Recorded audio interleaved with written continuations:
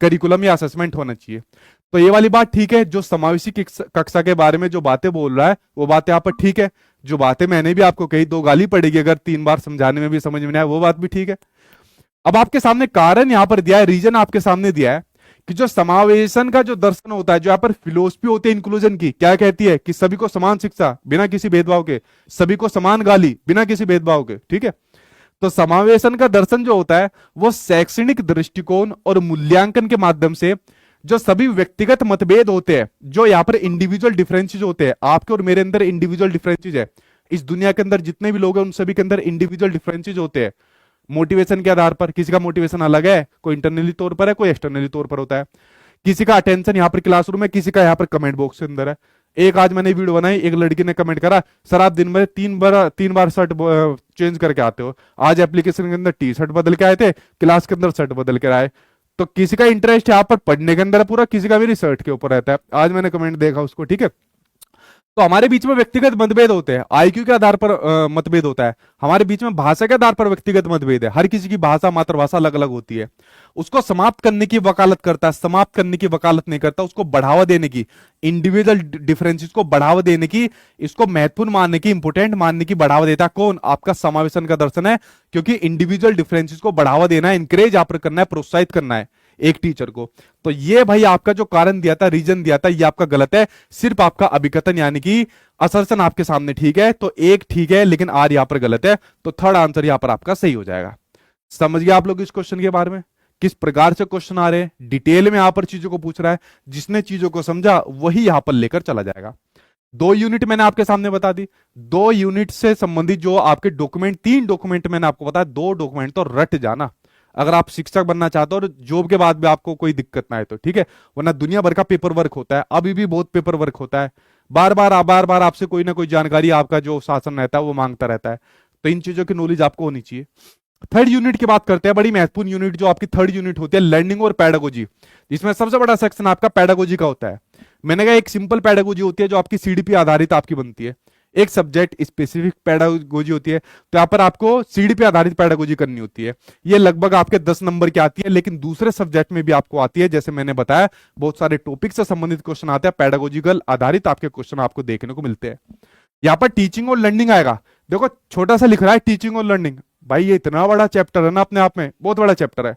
Teaching क्या होती है, इसकी क्या विशेषता होती है, टीचिंग मेथड्स जो आप लोग पढ़ते हो, लाइक आपका लेक्चर मेथड पढ़ रहे हो, इंक्लूसिव एजुकेशन, इंक्लूसिव कह रहे हो, इंडक्टिव मेथड पढ़ रहे हो, डिडक्टिव मेथड पढ़ रहे हो, आगमन निगमन जिसको कहते हो, खेलकूद विधि पढ़ रहे हो आप लोग।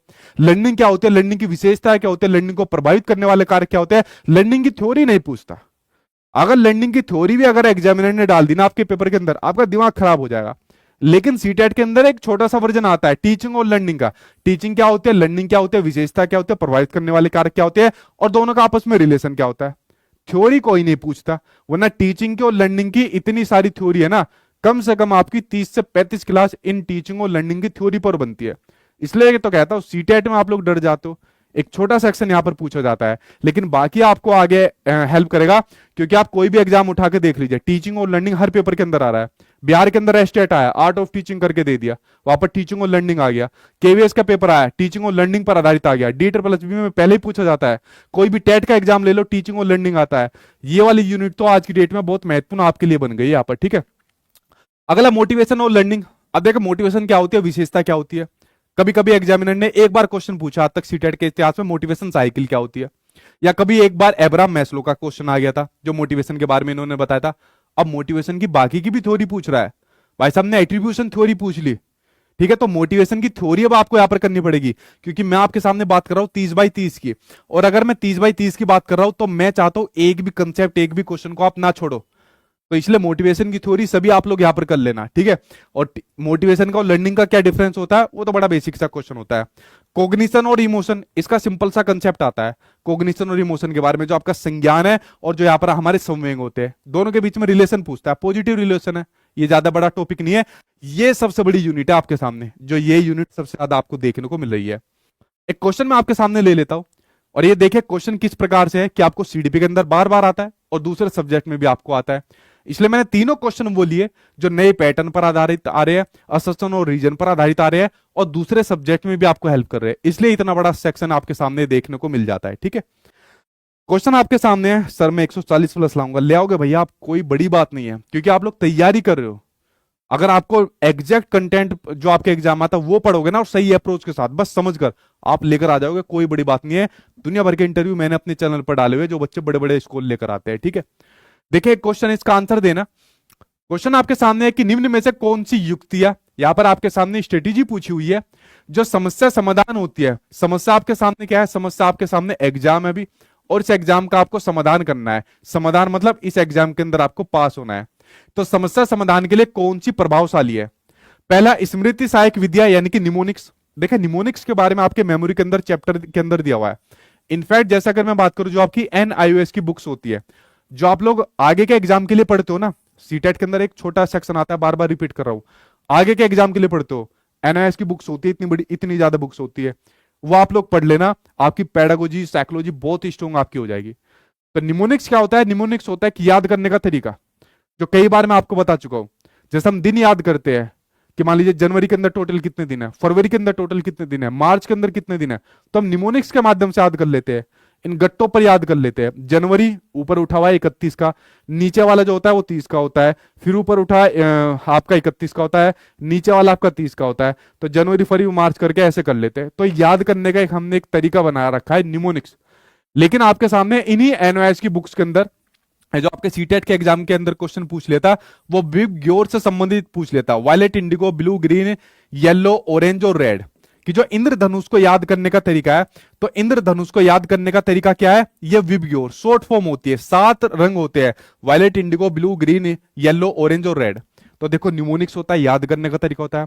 जब पेपर पहली बार आपका ऑनलाइन हुआ था, तब ये निमोनिक्स वाला क्वेश्चन आपके सामने आया था।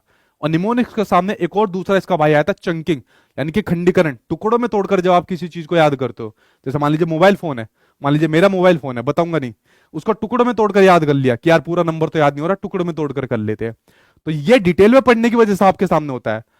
अगर आप डिटेल में नहीं पढ़ोगे दिक्कत आपको आ जाएगी।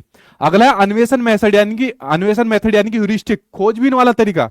ये समस्या समाधान में आपको हेल्प करेगा। देखो निमोनिक्स तो करेगा ये आपको, आपके सामने समस्या आ गई, एग्जाम आ गया, और आपने कुछ चीजों को यहाँ पर इस प्रकार से याद कर लिया, ठीक है, प्याजे की थ्योरी कर ली, वाइगोस्की की थ्योरी कर ली, या कुछ कंसेप्ट याद आपने कर लिए, या डॉक्यूमेंट आपने पढ़ लिए, ठीक है, तो निमोनिक्स हेल्प करेगा। खोजबीन करके जब चीजों को सीख रहे हो, देखो मैंने अभी तक क्लास स्टार्ट नहीं करी, यूट्यूब पर भी मेरी अभी क्लास स्टार्ट नहीं हुई है, वरना डेली क्लास स्टार्ट होती है यूट्यूब पर 8 PM, ठीक है, जो क्लास मेरी स्टार्ट होती है। क्योंकि सबसे पहले मैं सिलेबस बता रहा हूं, क्या पढ़ना होता है, कहां से पढ़ना होता है, किस प्रकार से पढ़ना होता है।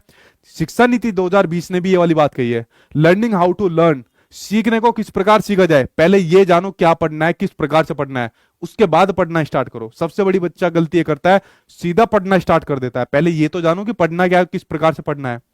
तो भाई खोजबीन करके आप लोग पढ़िए, ठीक है। जैसे मैं आपको यहां पर चीजें बता रहा हूं, सारी एक एक करके आपके सामने खोल रहा हूं। प्रकार्यात्मक स्थिरता या कार्यात्मक स्थिरता आप लोग इसको बोल सकते हो, फंक्शनल फिक्सनेस, ठीक है, इसको आप लोग देख सकते हो, या रिस्पॉन्स सेट इसके साथ में पूछ लिया जाता है, जहां पर समस्या का एक ही तरीके से समाधान करने में आदमी कोशिश करता है। तो इसको आपको चेंज करना है। मान लीजिए आपका सीटेट का एग्जाम एक बारी में पास नहीं हुआ, और आपने कुछ गलतियां करी, और आप उन्हीं गलतियों को बार बार रिपीट कर रहे हो, तो आपका एग्जाम कभी पास नहीं होगा। लेकिन आपने उन गलतियों के ऊपर मंथन करा, क्रिटिकल थिंकिंग करी, यार मेरे यहां पर गलती हो रही है और दूसरे तरीके से इसको मुझे सोल्व करना है, तो तब आप समस्या का समाधान कर पाओगे। लेकिन फंक्शनल फिक्सनेस, एक ही तरीके पर फोकस रहोगे तो समस्या समाधान नहीं करोगे, समस्या में बाधक यानी कि प्रॉब्लम ये डालेगा। अगला बात करता है आपके सामने कलन विधि यानी कि एल्गोरिथम मेथड। इसके अंदर भी समस्या का समाधान किया जाता है, खासकर आपके मैथमेटिक्स के अंदर ये बहुत ज्यादा देखने को मिलता है वाला मेथड आपका एल्गोरिथम मेथड, यानी कि जो आपकी कलन विधि होती है। समस्या का समाधान हो जाएगा, बच्चा न्यूमेरिकल को सोल्व कर लेगा, लेकिन उसकी जो क्रिटिकल थिंकिंग होती है, जो क्रिएटिविटी होती है, उसको थोड़ा दबा देता है, लेकिन समस्या समाधान इससे बच्चा कर लेगा। अब देखो एल्गोरिथम मेथड सीडीपी के अंदर आया है और मैथमेटिक्स के अंदर आता है, और ये बाकी के जो मेथड मैंने आपको बताया ये दूसरे सब्जेक्ट में आते हैं, लाइक आपके पास ईवीएस है, सोशल साइंस है, या साइंस आपके सामने सेक्शन है। तो सिर्फ ये आपके सामने गलत है, पहला दूसरा और तीसरा, पहला दूसरा और चौथा ये आपके सामने यहां पर सही हो जाएगा। तो फ्रेंड्स देखिए यहां पर मैंने आपको सिलेबस के बारे में बताया कि आपको क्या क्या चीजें पढ़नी होती है, ये चैप्टर बताए, क्वेश्चन आंसर के माध्यम से इनको डिटेल में आपके सामने व्याख्या करी, ये सभी चीजें मैंने आपके सामने बता दी। कितना बड़ा सेक्शन होता है वो भी आपके सामने बता दिया। बाकी इस एग्जाम के लिए अगर आपको पीवाईक्यू लगा रहे हैं जो कि बड़े महत्वपूर्ण होते हैं, तो पीवाईक्यू की एक पूरी की पूरी मैंने एक सीरीज इस बुक्स के अंदर अपनी डाली हुई है, जो बुक यहां पर आपको मेरे सामने देखने को मिल रही है, ये वाली बुक। इसमें आपको पीवाईक्यू है और चैप्टर वाइज पीवाईक्यू है। जो जो चैप्टर आपके एग्जाम में ना सिर्फ सीडीपी के अंदर बल्कि यही जो क्वेश्चन होते हैं दूसरे जो सब्जेक्ट होते हैं उसमें भी आपको हेल्प करते हैं। तो इस वाली बुक को ले लेना, पिछली बार लॉन्च होती इसने रिकॉर्ड बनाया था, ठीक है, लेकिन इस बार भी आप लोग इसको ले लेना। इससे बेस्ट बुक मुझे नहीं लगता सीडीपी के लिए आपके लिए कुछ हो सकती है, इसको आप लोग ले सकते हो, ठीक है। उसके अलावा 3 डॉक्यूमेंट शिक्षा नीति 2020, एनसीएफ 2005 और आरपीडब्ल्यूडी एक्ट 2016 वाला इसके अंदर मैंने डाला हुआ है। कुछ यहाँ पर इंपोर्टेंट टर्म लाइक आपके पॉजिटिव नेगेटिव वर्ड टाइप इस बुक्स के अंदर मैंने डाले हुए। और सबसे मेन बात, जो पीवाईक्यू होते हैं, प्रीवियस ईयर के क्वेश्चन होते हैं, इस बुक्स के माध्यम से आप यहाँ पर ले सकते हो। जिन बच्चों ने पेड कोर्स ले रखा है उनको मैंने कह रखा है कि उनको कुछ नहीं लेना भाई, उनको अगर आपने बैच ले लिया तो बैच के अलावा फिर आपको कुछ पढ़ने की जरूरत नहीं है, ठीक है। ये उनको मैंने ऑलरेडी पहले ही बता रखा है, उनको सिर्फ पढ़ना है, ना कंटेंट देखना है, समझना है, कुछ करना है, उनको सिर्फ पढ़ना है। बाकी पेडागोजी वाला सेक्शन मैंने बता दिया किस प्रकार से दूसरे सब्जेक्ट के अंदर ये आपको हेल्प कर रहा है, वो सेक्शन बता दिया। और लास्ट में मैं एक बात कहूंगा, जितने भी आप लोग मेरी वीडियो देख रहे हो, सीडीपी के अलावा कोई भी सब्जेक्ट पढ़ रहे हो, चाहे आपका ईवीएस हो, सोशल साइंस हो, साइंस का सेक्शन हो, भाई एक आपका बेस स्ट्रॉन्ग बन जाएगा इनसे। और समझ के नहीं करोगे पेपर पास नहीं होगा आपके सामने। भाषा के अंदर बच्चा फंसता है, सोशल साइंस साइंस के अंदर बच्चा फंसता है, यहाँ पर मैथमेटिक्स की यहाँ पर आपकी जो पेडागोजी है उसके अंदर फंसता है। तो अगर चीजों को आपने रटा तो दिक्कत आपके सामने हो जाएगी। रटना नहीं है, शिक्षा नीति 2020 भी इसकी बात करता है कि चीजों को रटना नहीं है, चीजों को बच्चों को समझाना है, ठीक है, चीजों को बच्चों को समझाना है, यानी कि कंसेप्चुअल अंडरस्टैंडिंग की तरफ लेकर जाना है। शिक्षा नीति 2020 का जब पहला ही पेज पढ़ोगे ना, वहां पर क्लियर लिखा हुआ है कि बच्चों को रटंत प्रणाली से मुक्त करके कंसेप्चुअल अंडरस्टैंडिंग की तरफ आपको लेकर जाना है। तो सीटेट के एग्जाम को पास करने का सबसे बढ़िया तरीका यही है कि आपको चीजों को, लिमिटेड चीजें हैं उन्हीं को पढ़ना है, लेकिन कैसे पढ़ना है, समझकर पढ़ना है, आपका एग्जाम यहां पर पास हो जाएगा। ये बात आप लोग समझ गए। तो सीडीपी के बारे में भाई मैंने आपको पूरा एक एक करके डिटेल में खोलकर सारी चीजें बता दी, इनफैक्ट क्वेश्चन आंसर आपके सामने बताए और किस प्रकार से सेक्शन आपको हेल्प करता है। 30 नंबर का सेक्शन नहीं होता, 30 के अलावा बाकी दूसरे सब्जेक्ट में भी आपको हेल्प करता है। इसके अकॉर्डिंग आप लोग यहाँ पर तैयारी करिए। कोई आपका सवाल बचता है उस सवाल को पूछ सकते हो, फिर मैं यहाँ पर क्लास खत्म करूंगा और अगले दिन आपके सामने नेक्स्ट क्लास में यहाँ पर मिलूंगा, ठीक है। ठीक है सर, बैच लॉग आउट हो गया, क्या करें भाई? टीम को मैसेज कर देना, लॉग इन कर देंगे आपका, ठीक है। तो उसके लिए बेफिक्र रहना। और बताइए, ठीक है, ठीक है भाई। आंसर अभी आप लोग दे रहे हो, कोई सवाल आपका इस प्रकार के है नहीं, मंजिल मिले या ना मिले इस प्रकार के शेर और शायरी मार रहे हो, राइट कह रहे हो, थैंक यू सर कह रहे हो, और कोई दिक्कत नहीं। 124 नंबर मान लीजिए आपके आ रहे हैं, 124 आ रहे हैं, क्या कह रहे हैं आप लोग, ठीक है। जो बच्चे सीटेट पास कर रखा है, जिन्होंने, जिनके अच्छे एग्जाम आ रहे हैं, ठीक है, तुमने अगर यहाँ पर कमेंट कर दिया लाइव में, चुपचाप जाकर आगे के एग्जाम की तैयारी करो, वहां पर अपना बेस स्ट्रॉन्ग करो, ठीक है। अब ये लेवल आपका सीटेट का लेवल आपके लिए नहीं है, आगे के एग्जाम के लिए पढ़ो, वहां पर अपना अच्छा स्ट्रॉन्ग लेवल बनाओ। या पेड क्लास में जो बच्चे पढ़ रहे हैं वहां पर डिटेल में पढ़ो। आपके जैसे मैंने बताया ये वाला चैप्टर है, व्यक्तित्व वाला चैप्टर है, लगभग 10 क्लास में खत्म हुआ है वो, 10 घंटे एक चैप्टर के अंदर लगे। बुद्धि वाले के अंदर 6 घंटे लगे, जो कि सीटेट के अंदर सिर्फ आपका 1.5 घंटे के अंदर खत्म हो जाता है। तो यहाँ मत आओ, ठीक है, यहाँ से जाओ, आगे के एग्जाम के लिए तैयारी करो, ठीक। बुक ये आपकी अमेजोन या फ्लिपकार्ट के ऊपर मिल जाएगी, ये आपकी जो नजदीक की दुकान है उस पर आपको मिल जाएगी, जहां पर भी आप लेना चाहे। जिन्होंने बैच ले रखा है उसके अंदर ये बुक और बाकी के जितने भी सब्जेक्ट आ रहे हैं उनकी फ्री पीडीएफ कॉपी डलवा दूंगा। लेकिन जिसको हार्ड कॉपी में चाहिए वो अमेजोन या फ्लिपकार्ट के ऊपर जाकर ले लेना, सर्च कर लेना CTET CDP book by Sachin sir, मिल जाएगी। ये अपनी नजदीकी दुकान में, अब तो देश भर के अंदर लगभग सभी दुकानों के ऊपर आपके सामने आ गई है, ठीक है। अभी इसकी डिमांड ज्यादा है तो थोड़ी 1-2 दिन का वेट करना पड़ सकता है, लेकिन मिल जाएगी। तो चलिए फ्रेंड्स, आज की वीडियो के अंदर मैंने एक एक करके सभी चीज आपको बताई। मिलता हूं आपसे नेक्स्ट क्लास में 8 PM, ठीक है, जहां पर मैं आपके सामने और चीजें डिस्कस यहाँ पर करूंगा। मिलता हूं 8 PM नेक्स्ट क्लास, तब तक पढ़ते रहना। और लास्ट में एक बात कहूंगा, टेंशन बिल्कुल मत लेना, जो जो पढ़ाया जाएगा उसको पढ़ लेना, बस इस एग्जाम के लिए आपके लिए काफी रहेगा। सारी टेंशन आप लोग मेरे ऊपर इस चीज की छोड़ सकते हो, ठीक है। चलिए फ्रेंड्स, मिलता हूं।